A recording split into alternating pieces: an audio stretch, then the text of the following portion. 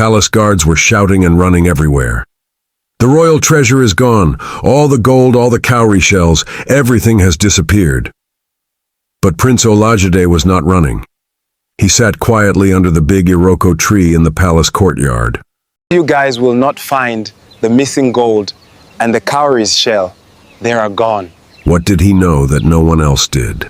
In the great kingdom of Ijaye, where the morning sun painted the clay houses golden and the sound of talking drums echoed across the hills, there lived a chief named Baba Adebayo. His palace stood tall and proud, with beautiful carved doors and walls decorated with the stories of their ancestors.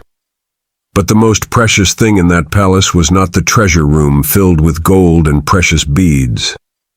It was Chief Adebayo's only son, Prince Olajide. Prince Olajide was different from other royal children. While other princes spent their days learning to fight with swords or counting their father's wealth, Olajide could be found sitting with the palace servants, listening to their stories. He knew the name of every guard's child, every cook's worry, and every cleaner's dream. "My son," Chief Adebayo would often say, shaking his head, "you have a heart too big for a prince. Kings must be strong, not soft." But Olajide would just smile and say, "Baba, what good is strength if it cannot lift others up?" The trouble began during the season when the rains forgot to fall. Month after month, the sky remained as clear and blue as a river stone, but no clouds brought water. The yam farms dried up. The corn withered in the fields. The rivers became thin streams, then just cracks in the earth. In the villages around Ijaye, children began to cry from hunger. Mothers walked long distances searching for food, their clay pots empty. Old people sat in the shade, too weak to work. The kingdom that once overflowed with plenty now echoed with empty stomachs. Prince Olajide saw it all. Every day he rode his horse through the villages, and every day his heart grew heavier. He watched a young mother try to make watery soup from tree roots to feed her baby. He saw children so hungry they ate sand, hoping it would fill their bellies. He met an old man who hadn't eaten in 3 days but still smiled and blessed the prince. "There must be something I can do," Olajide told his horse as they returned to the palace each evening. The palace still had plenty. Stores of yam, dried fish, and palm oil that could feed hundreds of families. One night, as the palace slept, Olajide made a decision that would change everything. He took the key to the royal treasure room, the key his father had given him on his 18th birthday, saying, "One day, all of this will be yours to protect." The treasure room was a wonder to behold. Gold jewelry sparkled in the lamplight. Bags of cowrie shells, the money of the land, stood in neat rows. Ivory bracelets, coral beads, and precious stones filled wooden chests. It was the wealth of generations of chiefs, saved and protected for hundreds of years. But all Olajide could think about were the hungry faces he had seen that day. He began to carry out the treasure bag by bag, chest by chest. His trusted friend and servant Kunle found him in the middle of the night. "My prince," Kunle whispered, his eyes wide with shock. "What are you doing?" "What needs to be done?" Olajide replied quietly, lifting another heavy bag. "Kunle, do you remember the woman in Agbado village whose 3 children were crying from hunger?" Kunle nodded. "This bag of cowrie shells can buy enough food to keep them alive for a year. Now help me, or go back to sleep." For 3 nights, Olajide and Kunle worked in secret. They took the treasure to different villages, leaving bags of money at doorsteps, hiding food supplies near wells, and secretly paying farmers in other kingdoms to bring grain to Ijaye. They were like invisible angels, bringing hope where there had been despair. By the 4th morning, something wonderful was happening in the kingdom. Children were laughing again. Mothers were cooking real meals. Old people were sitting up straight, their strength returning. The market that had been empty for weeks was suddenly busy with people buying and selling food. But in the palace, chaos had erupted. "Guards, ministers, everyone come quickly!" Chief Adebayo's voice boomed across the courtyard. Someone has stolen the royal treasure. The treasure room stood completely empty except for dust and spider webs. Not a single cowrie shell remained. The chief's anger was like a storm. His face turned dark, his voice shook the palace walls, and his eyes burned like fire. Find the thief. Search every corner of this kingdom. Whoever has stolen from the royal house will pay with their life. The palace guards turned the kingdom upside down, searching.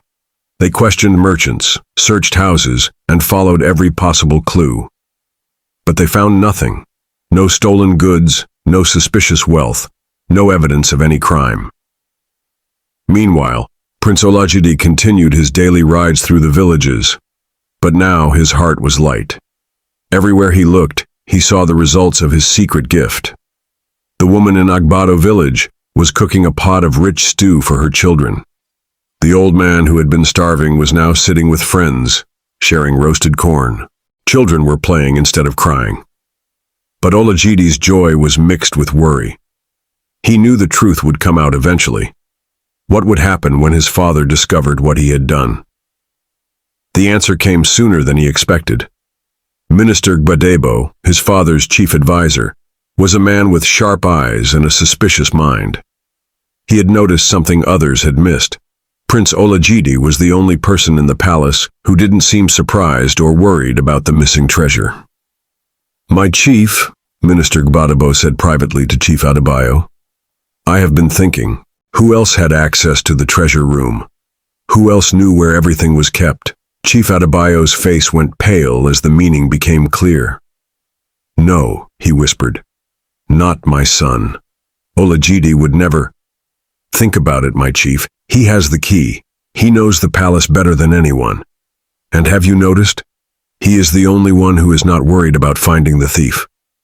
That evening, Chief Adebayo called his son to the throne room. The great hall felt cold and empty, lit only by a few palm oil lamps that cast long shadows on the walls. "My son," the chief began, his voice heavy with sadness, "I will ask you once, and I want the truth. Do you know what happened to our royal treasure?" Prince Olajide looked into his father's eyes that had always shown him love, but now showed pain and suspicion. He thought about lying, about making up a story that would protect him. But Prince Olajide had never told a lie in his life, and he would not start now. "Yes, Baba," he said quietly. "I took it."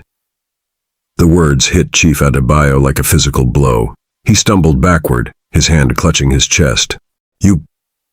You stole from your own family, from your own people." "I did not steal, Baba. I gave it to our people. They were dying of hunger while we had plenty. I could not watch them suffer when I had the power to help." But Chief Adebayo was too shocked and hurt to hear the love behind his son's words.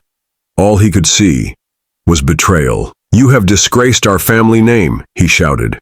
"You have stolen the treasure that belonged to all the people of Ijaye, not just the hungry ones. What about the future?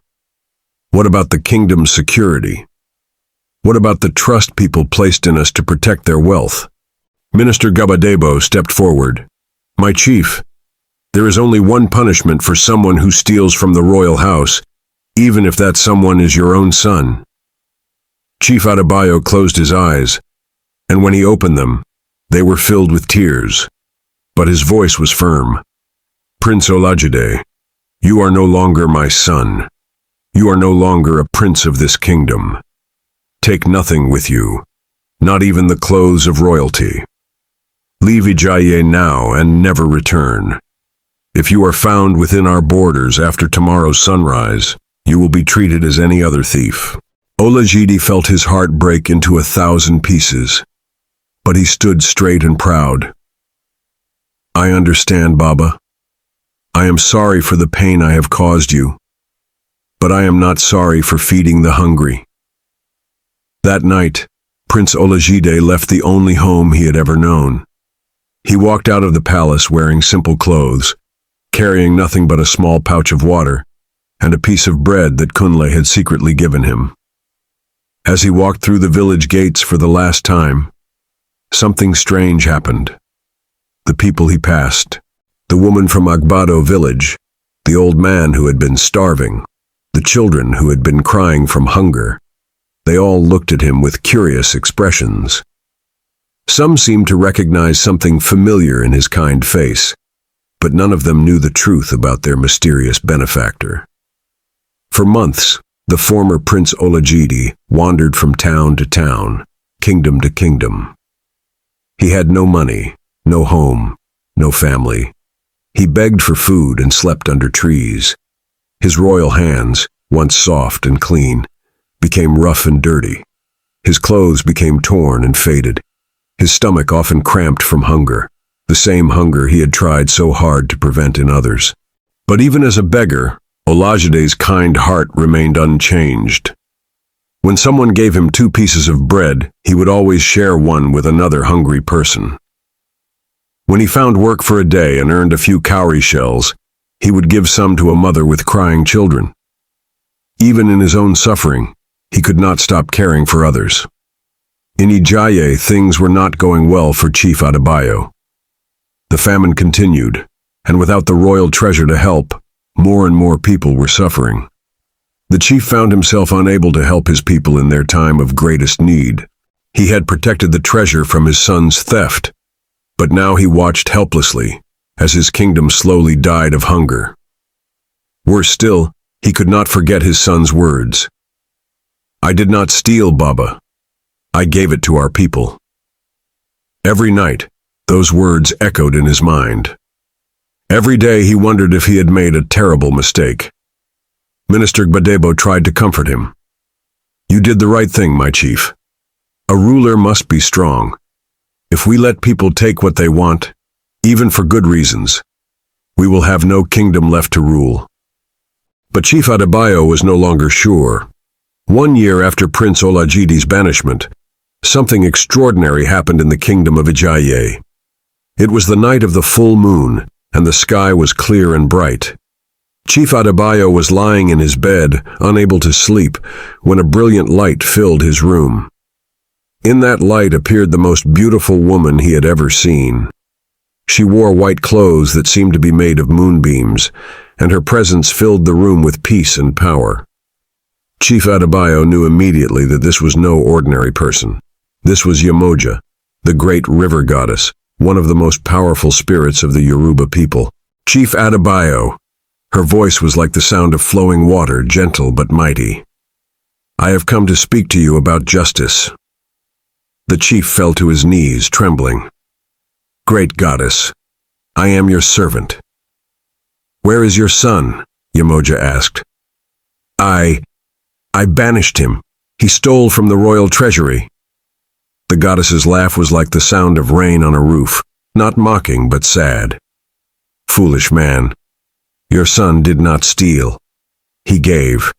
There is a great difference between taking for yourself and giving to others. But goddess, he took what was not his to give. Was it not?" Yemoja's eyes flashed. "Tell me, Chief Adebayo, who does the wealth of a kingdom truly belong to? The chief who sits on the throne, or the people who work the farms, build the houses, and defend the land?" Chief Adebayo had no answer. "Your son understood something that you forgot," the goddess continued. "A ruler's wealth is not his own. It belongs to all his people. When some of those people are dying while the wealth sits unused, keeping it locked away becomes the real theft." The chief began to weep. "Great goddess, what have I done? I have banished my own son for having a heart more generous than mine. You have made a mistake, but it is not too late to correct it. But first, you must understand the full truth of what your son sacrificed." With a wave of her hand, Yemoja showed Chief Adebayo visions of the past year. He saw his son wandering from place to place, hungry and alone. He saw Olajide sharing his last piece of bread with a starving child. He saw the former prince sleeping in the rain, shivering with cold, but still giving his only blanket to an old woman who had none. "He could have revealed who he was," Yemoja said softly. "He could have used his royal name to find food and shelter in any kingdom. But he chose to suffer rather than bring shame to your name." Chief Adebayo's heart was breaking as he watched his sons suffering. "There is more," the goddess said. "Your son's actions during the famine saved more than just lives. They saved the kingdom itself. Because of his secret gifts, the people's faith in the royal family remained strong even during the worst times. They believed their chief would take care of them, and in a way, through his son's actions, he did." The visions changed, showing Chief Adebayo scenes from his own kingdom over the past year. He saw people praising his name, saying, "Our chief found a way to help us even in the worst times." He saw families that had survived the famine telling stories of mysterious gifts that had appeared just when they needed them most. "Your son saved your reputation and your kingdom's loyalty," Yemoja explained. "The people love you more now than they did before, because they believe you found a way to care for them in secret." Chief Adebayo wept openly now. "Great goddess, I have been the worst of fathers and the worst of rulers. My son was better than me in every way, and I cast him out. How can I ever make this right?" "Tomorrow," Yemoja said, "your son will return to Ijaye. He does not know it yet, but I am calling him home. What happens then will depend on you."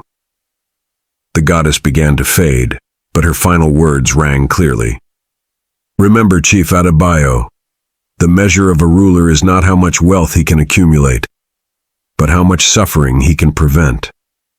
The next morning, something incredible happened. Prince Olajide, who had been begging for food in a distant kingdom, suddenly felt a strong urge to return home. He didn't understand why, but his feet seemed to carry him toward Ijaye without any decision from his mind. As he walked, his appearance began to change. His torn clothes became clean and whole. His rough, dirty skin became smooth. His tired eyes began to shine with their old kindness. By the time he reached the borders of Ijaye, he looked like a prince again, though he still had no memory of how the transformation had occurred. The first person to see him was the woman from Agbado village, the same woman whose children he had saved with his secret gifts. "Prince Olajide," she cried out in joy and surprise. Then she fell to her knees.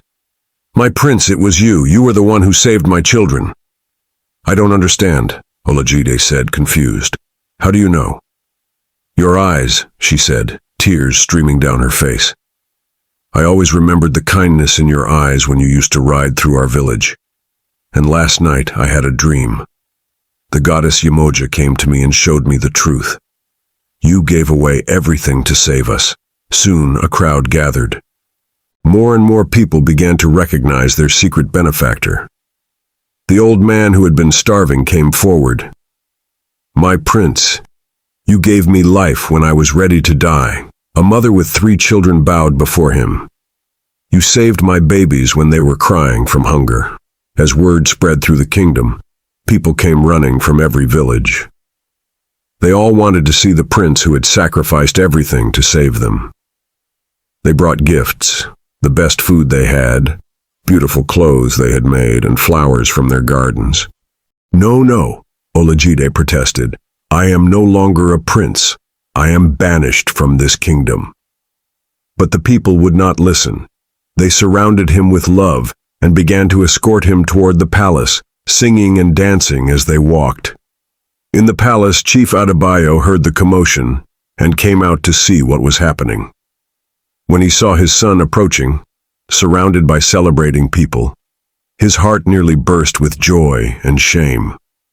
He ran toward his son, not caring that a chief should walk with dignity. He ran like any father who had found his lost child. "My son," he cried, falling to his knees before Prince Olajide. "Can you ever forgive a foolish old man?" Prince Olajide was shocked to see his proud father kneeling before him in front of all the people. "Baba, please stand up. You are my father and my chief. I should kneel to you." "No," Chief Adebayo said firmly, tears streaming down his face. "I was wrong about everything. You are a better man and a better ruler than I have ever been. The goddess Yemoja came to me last night and opened my blind eyes.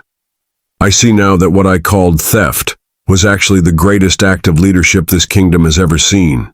The crowd cheered as father and son embraced.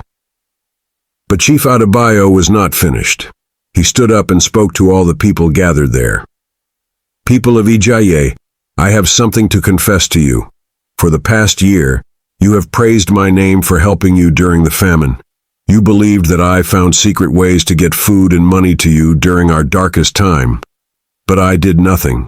It was my son, Prince Olajide, who gave away our entire royal treasure to save your lives.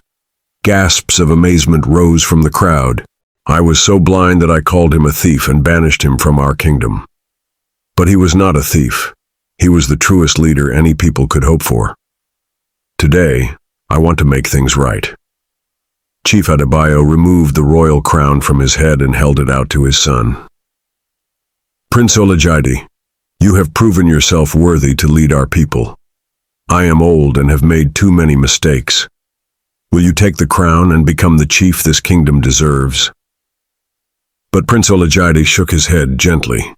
No, Baba, you are still our chief and a good one. Your mistake came from love for our traditions and our kingdom's security. Those are not bad things. But perhaps we can rule together, and I can help you remember that our greatest treasure is not what we keep, but what we share.